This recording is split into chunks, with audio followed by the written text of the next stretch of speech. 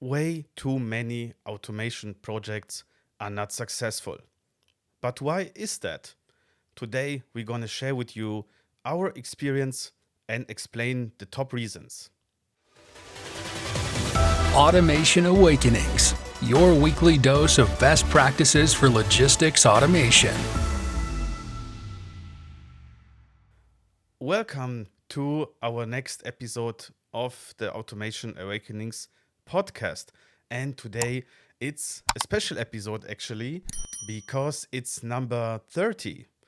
And I'm very happy to welcome my colleague Matthias here in our studio. Welcome to the 30th episode of our podcast. Can you believe that? Yeah, I'm still trying to realize it. It's been so quick and so long at the same time. But I think it's a nice round number. And in most of the cases, a 30 is a reason for a big party. And for that reason, we got a little surprise actually from one of our listeners from the audience. And Matthias, what do I see there behind you? Yeah, totally. So, as Ollie said, we have one listener who actually sent us a really nice present, which is a 3D printed logo of our podcast. You can see it's in the background here behind me. So, thank you so much, Dennis. And yeah, we're going to keep this now as a new accessoire here in the room because I think it suits our studio really well. Yeah, absolutely. Thank you very much. So nice to have our logo now also in our studio. Yeah, so we won't forget how the logo looks like. Yeah, exactly. All right. So let's jump into our topic of today. And today it's all about why are we failing in automation projects? And we, experienced good ones, bad ones, automation where, we've seen successful results. But to be honest, there are also some issues sometimes on the way, right, Matthias? Yeah, absolutely. And the thing is that these issues are the same time and again. So when we, step in, when we consult our customers, when we support our customers, in many cases, these reasons, I have to say, have already materialized, so to say, into small catastrophes. Oh, So no. you have to get the project back on track, and we would like to share our experience with you here to make sure that you do not repeat mistakes that others have done before. And I think it's quite easy to pinpoint some of the top reasons why automation projects actually fail.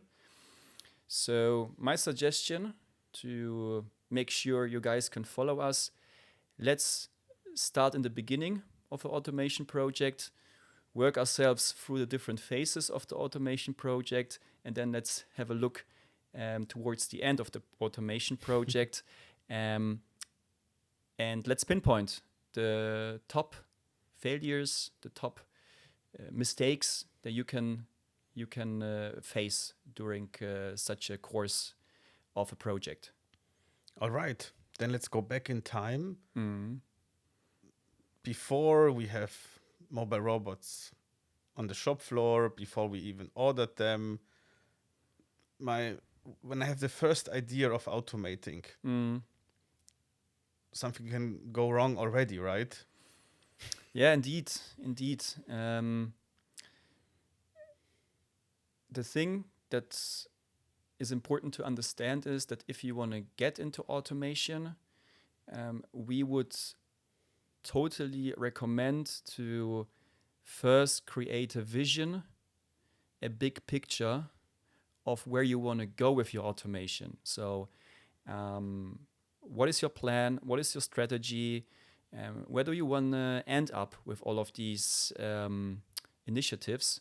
Because you will have to understand that the different use cases that you pinpoint are very often interlinked with each other, and you will have to understand what to select and how to realize those use cases, also in terms of technology or hardware, to really make the whole system work in the end. Yes. So what will happen if you don't do it? You just go out, pick one use case, implement it. Maybe it will work. Yeah, Your first use case is running. yeah, And the problem with this failure is you it's a will. nasty one actually, because in the Yeah, beginning exactly. it makes you think, oh yes, I did a good job. I did a really good job. Yeah, but later on the disaster starts when you would like to extend your fleet, add another fleet. Yeah, When robots will meet each other with yeah, other robots, or if you cannot extend it anymore because the companies maybe not longer existing. exactly. Yeah, sounds weird, but this happened. Yeah, we know examples where companies invested in mobile robots and then the provider was not there anymore. That's Yeah. a huge mistake. Big automotive company here from our hometown Stuttgart. So what Ollie is saying is exactly the right thoughts that should sit behind that. So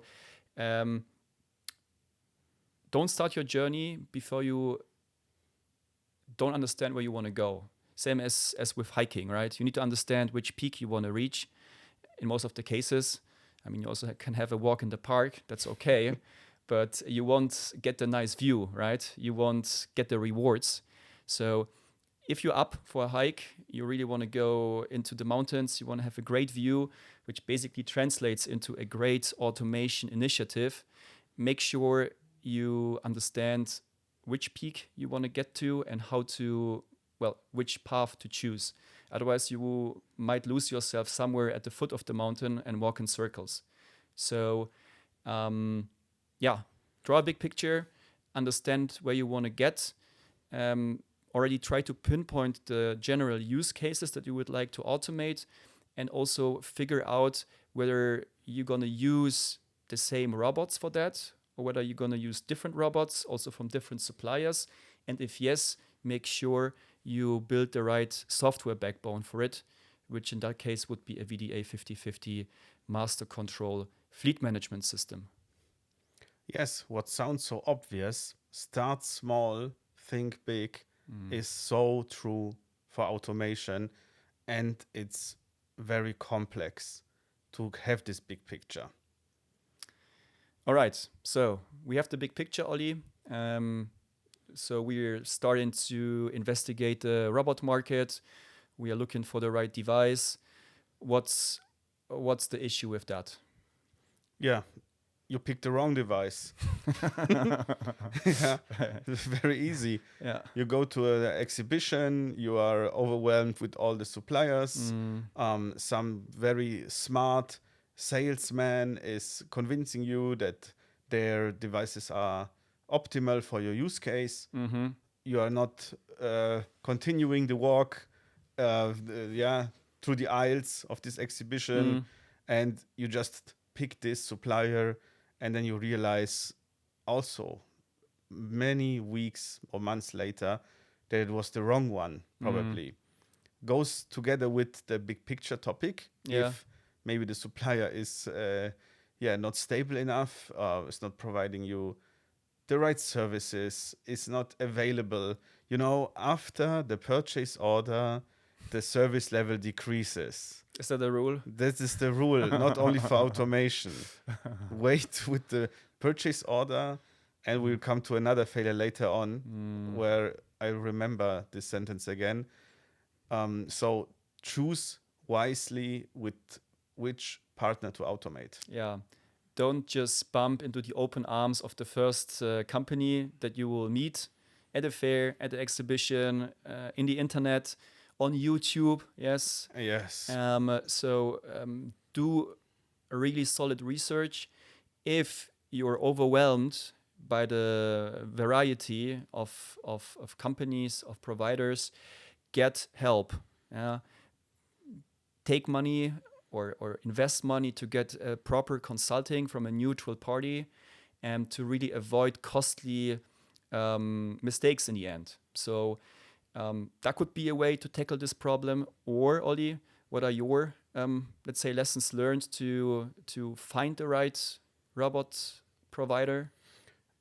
Yeah, for me, most important is, especially when you are a beginner in the business, to visit reference customers, to really also, yeah, force the supplier to show you where is this fleet already running, Yeah. and then take the time, travel there, have a look, and speak with this other customer. Yeah. And you will directly also see if usually the supplier goes with you, of course, to this reference customer, how he's behaving. Is he very open? You're allowed to ask all kinds of questions. If this reference customer is also telling you about problems or issues they had, and trust me, all of them have problems and issues during automation projects. Yeah. Or if it's rather a dog and pony show. That's a nice word. Never heard it. Dog and pony show. Yes.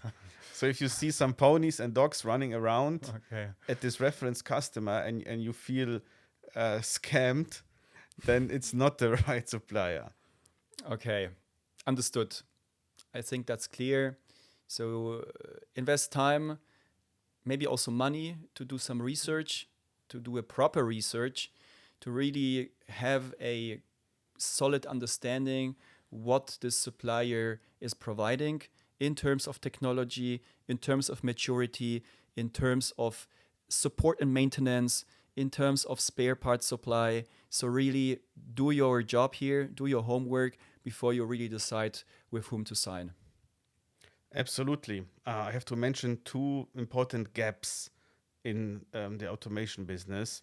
The first gap is between what the salesperson is telling you and then what the how the mobile robot is actually engineered. And the second one is how the engineer developed the solution and how it actually works. So there are two gaps to overcome to understand how it works in reality. And through these two gaps, you will always have a much more colorful picture than it is at the end. Ladies and gentlemen, pure gold from Oliver Zuchowski here. Yes, of course. I don't want that you make the same mistakes. There are much more interesting mistakes still available. Exactly. Okay, so All right. with this being yeah. said, I think we drilled enough on that topic. Yes. So now we have the supplier, we are signing those 10 robots with him. We start into the project. What's the next big, let's say, showstopper or mistake you can do? Yeah, the next mistake is internally, I would say. Don't plan enough capacity. Don't have experts available, which goes together with capacity, of course. I mean, if you don't have, then invest in training, reserve time so that your key users can be trained by the supplier, so they can go to their training center, if available, to get on board, to understand the technology, to know which buttons to push before the robot arrives. Okay. Best case. Before the robot arrives. Yeah, I would like to actually take one step back before that, that important aspect. And I would like to stress, out of my own experience, the topic of specification books. Oh yeah, big topic. Big topic. So, and I think that's something that goes even before signing with the mobile robot supplier. So guys, we are winding back here a little bit. So before you sign the order, make sure you have a really proper specification book in place where you list as detailed or in as much detail as possible what you expect from the robot or the service of the provider to be like when you have it on your shop floor. Very important to really be as detailed as possible, because if you have all of this written down, you basically describe the scope and the deliverable of this machine, of this application. And if something is not written, then of course it won't stand in front of a judge, in front of court, in case you end up with this supplier in a lawsuit. So I would say that's one of the most common mistakes, I would say, simply because it's sorry for the word, but it's a pain in the ass to write a really good specification book. It takes time. You have to really think yourself into the processes. You need to write all of this down. You need to go into a discussion with the provider, which could again also be an indicator on how good this provider is, because you will figure out whether he's confident about the requirements, if he's not confident, if you would like to have it more vague in the specification book. So again, here also a good, I would say, obstacle race, let's call it that, for the provider. And you can watch him do the obstacle race and see how he performs. And in the end, you have something written in your hand, which is gonna help you to really get what you pay for. Yes, the specification book is your insurance if something goes wrong. And that's also the problem with this book.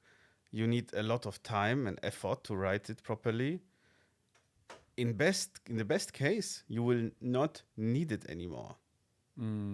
Yeah, of course, it's good to write down. It's always good to write down the things, but in the best case, you just have it somewhere saved, and you're happy with your automation project. That's the best case. Yeah, that's the best case. But we know very well, and we cannot, stop emphasizing this, because it happens, over and over again.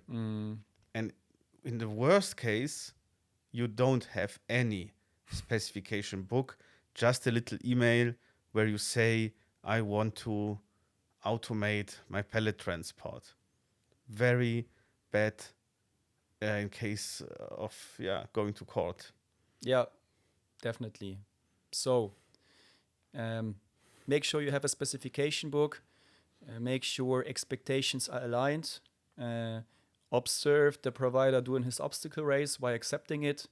And put all of this together in your head. And if you still feel well, then move on and sign the order based on a specification book. And now we are getting back actually to what Ollie said with make sure you have capacities internally that can take care of the project, that can also understand this new technology, and of course provide them training to do so. Yes, and have enough money to do the project. Yeah, in addition to the personal capacities, plan your budget wisely, because what is obvious are hardware costs. Yeah. Then, okay, maybe I need 1 or 2 charging stations, also obvious. But then check the price list, what else is inside. Typical things, is there a blue spot? Do I need a blue spot? These things are very costly at the end. And then, big issue, software and project costs. Integration costs. We could do one episode only on costs. Yeah. Costs are everywhere. So make sure also to understand what you need, of course, and plan enough budget. Because as we just discussed in the last episode, getting budget will be tough. So that's one reason. And what is even tougher is to get budget on top. Oh yeah, that's a nightmare. So you convinced your controller, you convinced your boss, and he's like, okay, I give you this 1 million euro to do the project, and like 5 weeks later, you come back to him and you say, you know what, I forgot this and that, we need 200K more. Oh It's no. gonna make it's gonna make you look stupid, and your boss won't be happy, of course, because he'll have to add another bunch of bills to really realize the project. I have another golden bullet for you here. Shoot it. Also, a very simple one actually. Just plan more budget, and then you can say, "Hey, I used less." That's Yeah. great expectation management. That's great expectation management. I know we are mentioning sometimes things which seem to be obvious, but I can tell you they are not. People are forgetting this, or they are not insisting on it. Like the spec book, the capacities. They're not. A good project manager skill is to insist on things, Yeah. and you need to insist and really say, "No, stop. We will not go on if I don't have this done." Ollie, totally agree. Okay. So the robots, are they now in my Fine. facility, or? Yeah, they've been delivered. They're standing around in those big wooden boxes. Oh yeah, that's a big moment for every project manager. Seems like, but there is still work to be done. And there are ways to screw it up. So, what do we still have on our list? First of all, take a picture when they are still in the boxes, because people forget about that, and it's a cool picture for your internal newspaper. Yeah, Okay. the unboxing part. Unboxing part. Yeah. Okay. So now we're into Golive week or Golive day. Oh yeah, many things can go wrong here. For example, don't have a go live week. Oh yeah. Yes. Exactly. It happens. People just think that you somehow with some kind of magic in the afternoon, you add the mobile robots to your process and it works. Yeah. Wrong. Guys, you will need to plan a couple of days to really get the process stable. You will need to put those capacities that you have trained onto this, say, go live week. So make sure they are available and not on holidays or, I don't know, moved to a different facility in your organization. They have to be there. They have to join the process, support the process as well, because there's going to be a bunch of questions that the technicians will ask you, like, what is the Wi-Fi? How can we connect? Where should we put the charging stations? All of these things, right? So you need your internal experts to be on site. I would say those trained capacities, maybe also your facility management, Ollie, and who else is important to be there? Yes, of course, your safety engineer. Safety engineer. Yeah, your workers' council. They need to see what's happening actually with the mobile robot. Facility management, as you said. If everything is running well, your plant manager can join.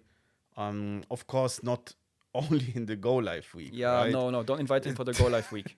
Never do this Yeah. mistake. Don't invite managers for go live week. It's a huge mess. Invite him after. After, yes.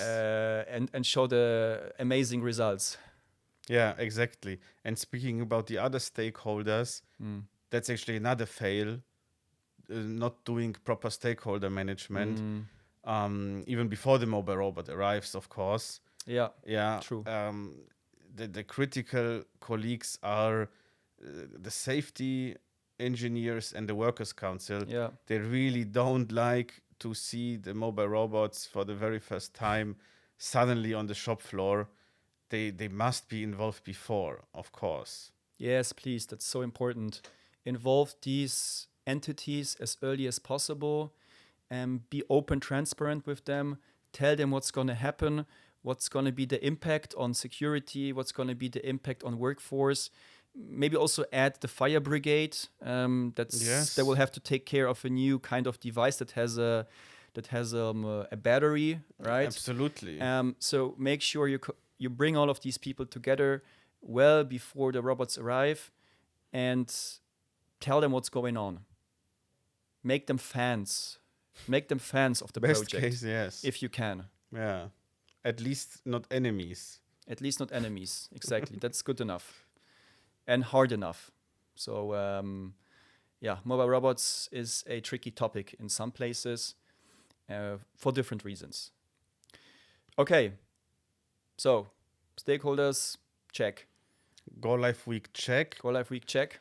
Next topic, right after the go live week, stabilization, hypercare phase. Hypercare phase, yeah. Also here, what is the biggest fail? To forget it or to make it too short. You need a time where you really are with the robot on the shop floor.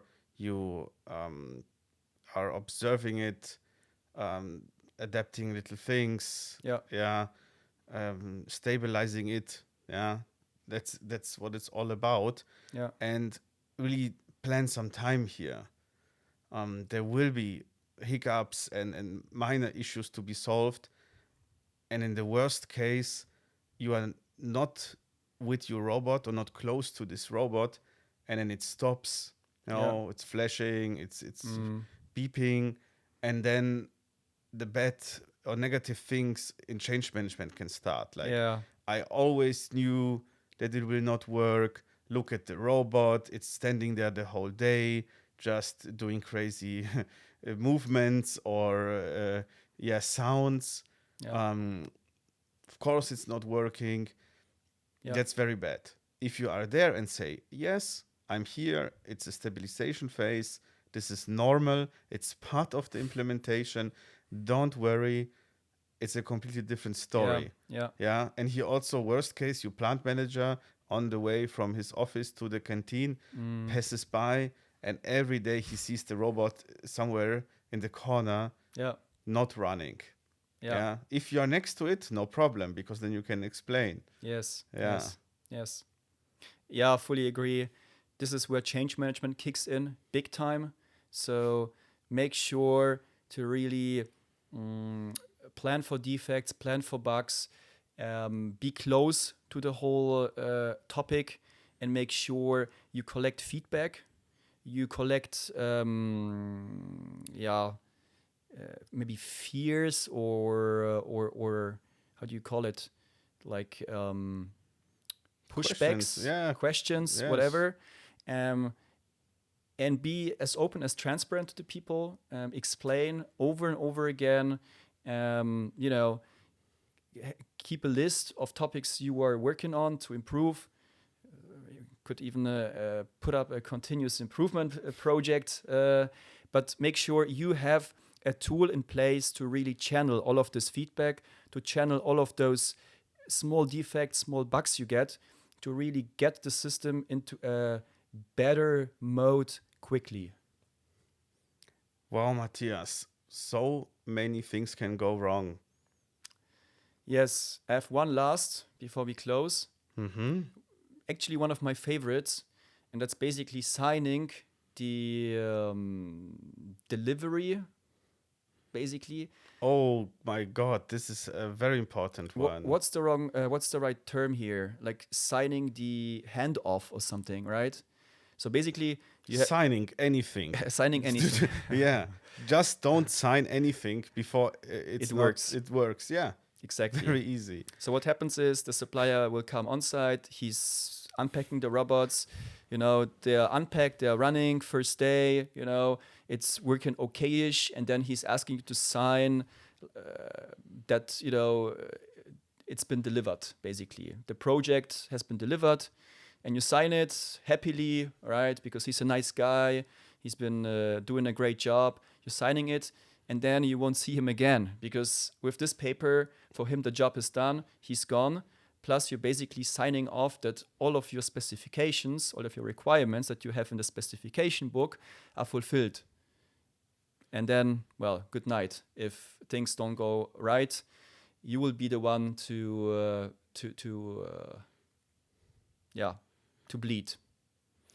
Absolutely. And also here you see the good versus the bad project manager. Because the good one will understand this topic and will wait to sign, because the vendors are sometimes it's kind of a scam, even, I would say. They tell you, no, this paper is only that we delivered it. Yeah. Or this paper is only that we are complying with the safety regulations or whatever. Don't sign anything because you don't know what is behind or where they will attach this sheet of paper. Sometimes you get like only the last sheet of paper of this approval document, and then they attach it to a whole many pages. Seriously? Yes, this happens. Oh, okay. So you really don't sign anything. It's the best solution. Yeah. So sign only when everything is in place, everything works, and you are happy with the solution. Full stop. And I think full stop is also a good last word for this episode. Happy that you guys joined. Also very happy to be in the studio back after our last guest, Marco. Yeah. And looking forward to many more episodes.